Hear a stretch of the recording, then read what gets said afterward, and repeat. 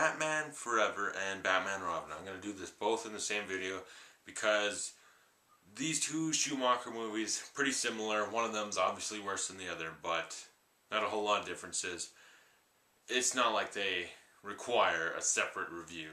My thoughts in one basically go my thoughts in it, so let's get this going. Believe it or not, this actually might be my favorite Batman movie from the 90s. That's sad, considering the first two movies were so much better quality. I'd probably say Batman I like a little more, but this one actually does hold a soft spot in my heart for one reason. This was the first Batman movie that I do remember actually seeing, because when this came out in 1995, I wasn't even born yet. I was born in 96. I probably saw this around 2001 or 2002. And I know I had seen the other two before because I had the old VHS box set, all four VHS movies. And I always kind of liked this one most. And that makes sense now, it does, because looking back at it, this one was most for kids. I found this really entertaining, and I did buy the toys for it. Whichever toys there were, though, a lot of cheap toys. Although the next one was meant to sell toys, this one wasn't really. This one was to get people excited for the next one, really, and to want them to buy toys and like this little childish Batman. Alright, so the story goes, Batman is now played by Val Kilmer, and he is battling with Two-Face. Not played by Billy D. Williams, who it should have been, because let's face it, Tommy Lee Jones in this role sucks. This guy's an Oscar winner. He did not need this, and what they did was awful. This was copying Jack Nicholson's Joker in the worst way possible. It felt like the studios said to the writer, okay, you need to basically make Two-Face like the old Joker from the 89 movie. It's like, okay. And they're like, wait, you also have to dumb it down, water it down, make it really stupid, because this is going to be a movie more for kids. Okay. Wait, one more thing. You also have to add Riddler. And he's going to be Jim Carrey. And you got to make sure he's like the Joker too. But Two-Face is already like Joker. Do it. Oh, and also Two-Face has to be white now, because we don't want to pay the black guy, because the director's really racist and gay. Okay. I'm not sure if all that's true. I'm not calling Joel Schumacher racist, but let's face it, he took the two roles that were supposed to be black and he turned them white.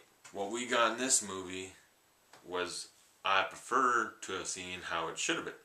Billy D. Williams as Two-Face, that would have been interesting, because Two-Face in this ends up having more of a rivalry with Chris O'Donnell's Robin, who would have been played by Marlon Wayans. And then Schumacher just said, we'll pay you for the movie. Billy D. Williams and Marlon Wayans will pay you, but get out of here. We're going to get Chris O'Donnell and Tommy Lee Jones. And you think, well, Marlon Wayans is Shorty from Scary Movie, so yeah, maybe get him out of there. And Billy D. Williams, you know, Tommy Lee Jones won an Oscar. Maybe we should use him. You see the result? They were half wrong. Chris O'Donnell is pretty good in this. I like Chris O'Donnell. He hasn't done much acting lately, but like The Chamber, Son of a Woman. This movie, and I'll say it right now, he's the best part about Batman and Robin. Like, Chris O'Donnell's good. I think he's good in most of his roles he plays. He's not bad in the movies. But damn, Two-Face in this, he's screaming, jumping up and down like someone on frickin' Two-Face basically in this. It seems almost like Tommy Lee Jones did a whole bunch of cocaine and then went on set. It's like, okay, I'm Two-Face. Let's get this going. He's just laughing like crazy, jumping up and down, screaming. He's nuts. Like, I know the character's supposed to be a little crazy because acid ate half his face. It went into his brain and took half it off. He's got half a brain. I swear that's the only way this character makes sense. And let's talk about the inception of my puberty. Nicole Kidman in this movie. Holy damn. Is she ever like fully clothed in this movie? I mean, when Batman flies in at the beginning and just starts talking to her, I'll admit the run of this movie sucks. But when I saw Nicole Kidman, I was like, oh. And I mean, later in the movie, she's freaking naked in bed sheets waiting for Batman to show up, and she shows up at the bat signal and her freaking panties and stuff. damn. And yeah. And that's all she's here for. She's here to like be half naked and add sexual chemistry with Batman. That's it. Like honestly, it's a bad role. It was acted kind of poorly and written even worse. This whole movie had a lot of bad writing. And Batman's movie, one of the most wooden performances ever. You see, I'm not just Batman and Bruce Wayne. I'm both. Not because I choose to be, but because I want to be. Because I like lots of money coming into my checks. Wait, what? I'm fired? What about Batman and Robin? Oh. Well, I guess I'll go get fat and make McGruber. I mean, sort of, that was kind of mean, but yeah. He is wooden in this. Like, he had no emotion, barely. And, like, Chris O'Donnell acted him under the table. At least he had an arc. He saw his parents get killed, and then he's angry. He wants vengeance, and Batman has to teach him killing's not the way. Even though I stuck dynamite down people's pants, and I blew up entire factories of people, I don't think you should kill people. It's wrong. I'll accept that Batman maybe learned from his old ways, and yeah, killing's wrong, because I did a lot of it, kid. Don't do it. It's bad. Trust me, I saw the box office receipts for Batman Returns. It's bad to kill people. They took away my Burger King sponsorship because of it. It's like, yeah. And like Batman had that arc, he's got to see someone who went through what he went through and try and steer him down the right path. That's kind of it. And let's talk about the high point of this movie. Jim Carrey fucking camping it up, doing what Jim Carrey does. Crazy, manic, but in an enjoyable way, not a Tommy Lee Jones way. Jim Carrey in the 90s, Ace Ventura, Liar Liar, The Mask, Dumb and Dumber, that's the Jim Carrey everyone likes. That Jim Carrey got away with acting crazy. It was funny, everyone really liked it for the most part. And in this movie, he's the high point. Him and Chris O'Donnell and Michael Gough, because Michael Gough is always good. The beginning of this, so this had a cheap ad for something. I'm sure they used the opening lines of this movie in a commercial. Can I persuade you to take a sandwich, sir? I'll get drive-through. And then, boom, Burger King. Right? It was something like that. That's how they won their sponsorship back. Oh, bad lines.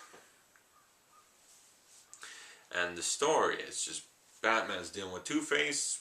Riddler shows up because of this little plot. Oh, Bruce Wayne, will you accept this idea? It's too dangerous.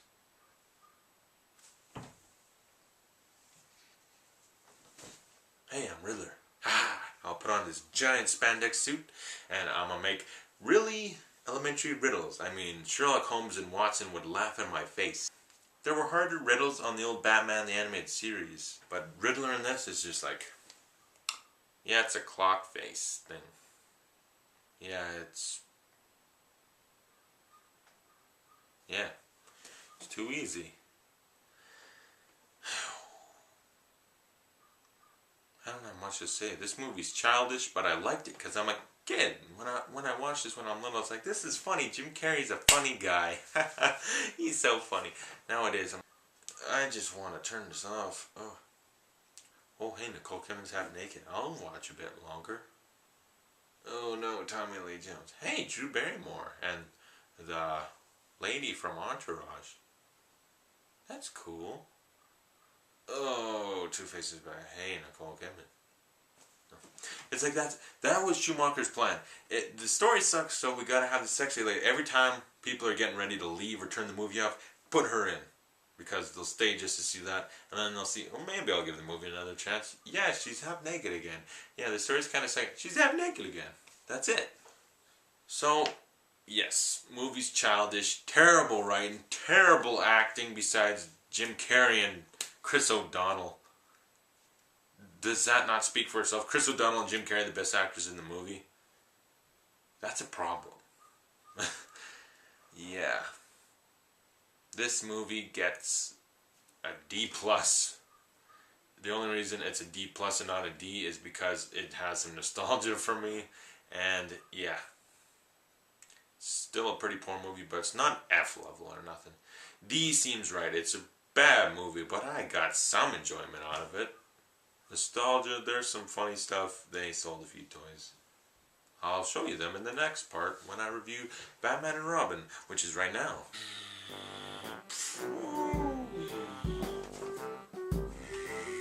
This was a car. It doesn't look like a plane.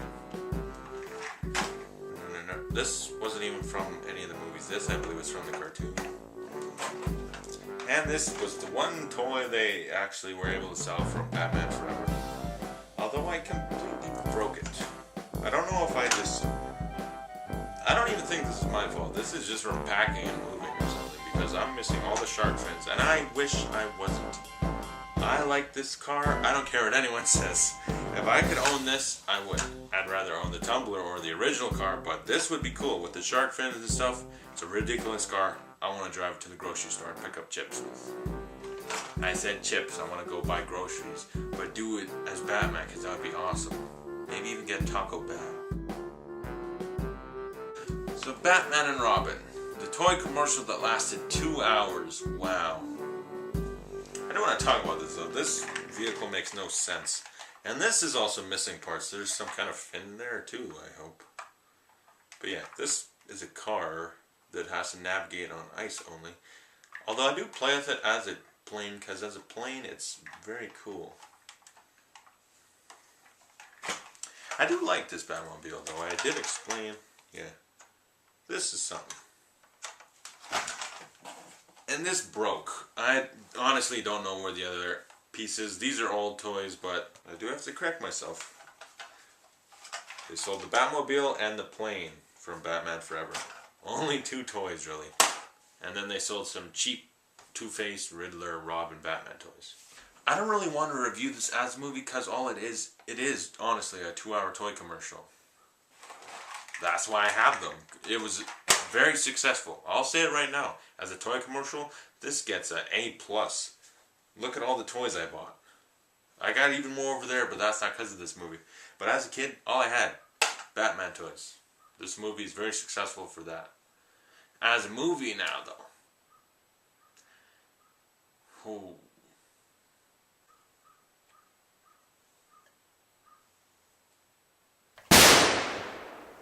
Honestly, that's what I want to do while watching this.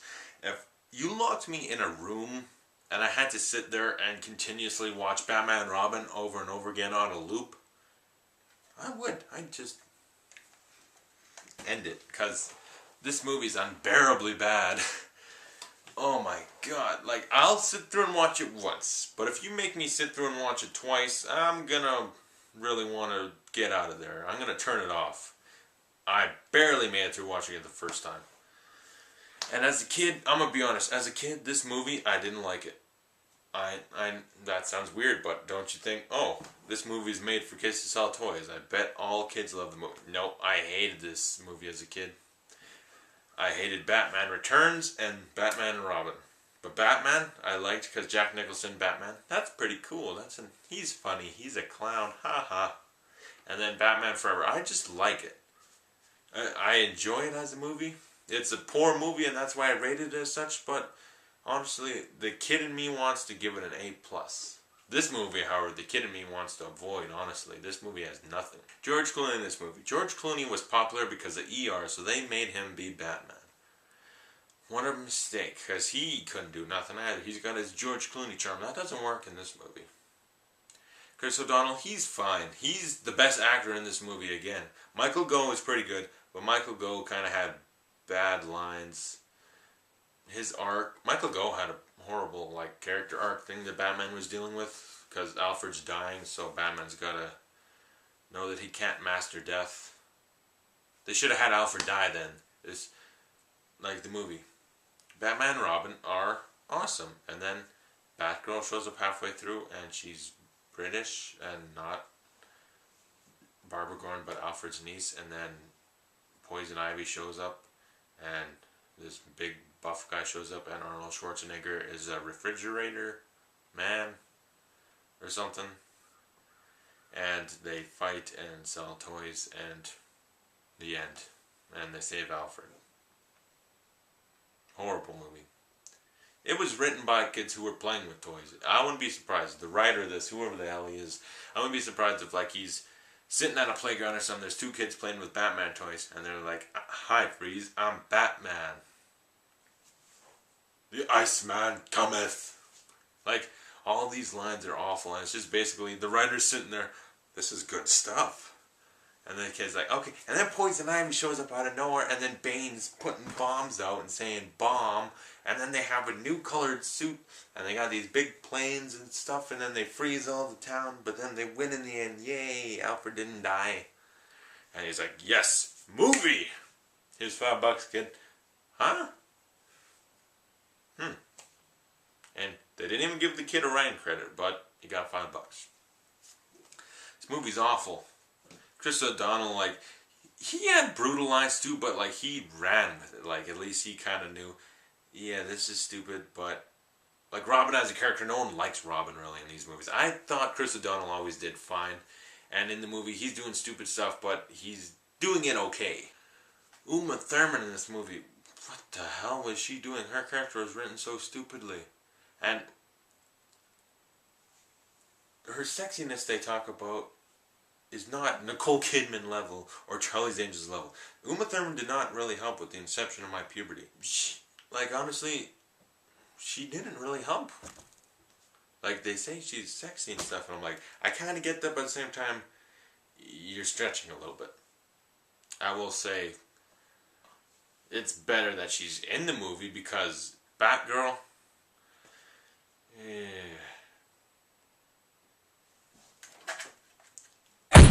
this bland, boring, written character. They could have did Batgirl where she's the sex appeal of the movie. So I guess when you're digging through a pile of shit looking for, I don't know, something good. I don't even want to mention the old guy that they called Bane. That guy died. I am happy about it. Not really. I don't apologize for saying I'm happy he died, but frick. Karma on a certain level, you think. It's half and half. Like, she's ridiculous though. You cannot kill the plants. It's a terrible thing. You're a psycho. What the fuck is she doing? I'm gonna talk about it one shot because I found it ridiculous. I just thought of it. After she becomes Poison Ivy, she hears Bane scream, and then it cuts to Bane just sitting in some room like this. Bane. He's just sitting there flexing his muscles in a room. Like, someone come free me from this room. I have no clue how to open a door. Like, he is the epitome of retarded. Arnie from What's Eating Gilbert Grape, his IQ compared to Bane's is like, whoa. Leo DiCaprio in that movie looks like frickin' Steve Jobs. Bane's a frickin' moron. Like, it's, considering what we got for Bane now with Tom Hardy, this just hurts. It hurts to watch. It's like, Chris O'Donnell was okay. Michael Gough, typical. He's okay as Alfred. Uma Thurman, she's kinda hot in the movie, so yeah, that's it. Uma Thurman's kinda hot in the movie, and Chris O'Donnell and Alfred weren't awful. Okay. Chicks dig the car. This is why Superman works alone. Don't wait up for me, Al. I'll cancel the pizzas. Oh, God. Oh. I think I'll go make my niece a sexy Batgirl suit. That'll take my mind off my dying heart. Like, he's dying. Like, he's got some... In the movie, he clutches his chest a lot like he's got a heart problem, but it's McGregor syndrome. I don't know what the hell that is. Alfred's a kinky bastard. Okay? Let's talk about this. He's the one who designs all this stuff. He designs the suits. He wanted Barbara to be Batgirl. He gave her that giant suit with the giant boob things that stick out, and he gave Batman Robin the nipples on the suit. Does Alfred decide that their suit should be anatomically correct? Did Robin or someone suggest it? No, Alfred's just like, he's remaking the suits because he always has to remake the suit. Well, they just beat up Penguin. Guess I'll put nipples on your suit this time. Because you know that Catwoman really did find you striking. Maybe if she sees your nipples and codpiece and rubber buttocks, she'll show up again. Because I don't know. After he fights Catwoman, who's all leather, latex, sexy, he decides nipples. And then, next movie, just tight shots on the asses and stuff. And the balls. It's like, bat crotch and bat butt. I don't want to see that. That's the beginning of the movie. It's just a big bat ass. I think that's a metaphor for the movie now. This movie's the epitome of fail. It's terrible. I only wish that they had killed Commissioner Gordon in this movie, because they had a situation where he could have done him. Like, he's so shafted as a character throughout this whole franchise, you might as well just kill him. No, they couldn't even do that. At least they did that with Cyclops in the X-Men movies. He was shafted, so they just got rid of him. Sorry we tortured you for 2 movies by having you do absolutely nothing. We'll just kill you so you don't have to do it all over again. Couldn't do that with Commissioner, though. No, that would be bad to the comic book fans. Because we want to see this fat guy show up on the TV for 10 seconds and go, Batman, there's a new villain in town. He's turning the guards into blocks of ice. He's calling himself Mr. Freeze. That's all he does. And then he shows up kind of, oh, Poison Ivy. Like, he acts like, I know she's kind of attractive, but at the same time she's got those pheromone things with the dust. And that's all he does, really. And then Arnold in this movie, I don't want to talk about him. I like Arnold Schwarzenegger. He's a very entertaining action movie star. What they did to him in this movie is that there's a special place in hell reserved for everyone involved in Batman and Robin. The writer is going to be sitting there beside Hitler going, what'd you do? I killed every single Jew I could get my hands on. What did you do? Well, I wrote Batman and Robin. What? And then he just slaps him. Hitler will slap the writer of this like, how could you write Batman and Robin? Also wrote Batman Forever. Because Batman Forever is not as bad, but still a bad movie, and this is... I don't even want to keep talking about it. It's making me sad to talk about. It's upsetting me. I mean, at least George Clooney and Chris O'Donnell and Joel Schumacher all said, yeah, this movie sucks. We suck in it. We're sorry we made it. Sorry. All around just sorry. So, thank God they did that. But the writer of this... Schumacher, I don't care if you apologize. You may not go to hell, but you'll get a quick visit to visit the writer. The writer, he wrote this because I mean the studio, they did say, okay, Batman Forever was very successful. We're making money doing this light version. Do it more. And so maybe they would have just did another Batman Forever type deal, which I'd have been okay with. Then the writer wouldn't be in hell. But the writer chose to go this far because they said, no, we want it even campier and campier. There is a way to make it work. It's called Batman 60s. You watch that show, you see how camp can kind of work as a stupid, entertaining way. What they did here is awful. Those ice puns are going to make me hurt someone. Ugh. Cool off. Chill out. What killed the dinosaurs? The Ice Age. Ooh. If revenge is a dish best served cold, it's time to feast. I wanted to claw my eyes out watching this. Batman and Robin, F-.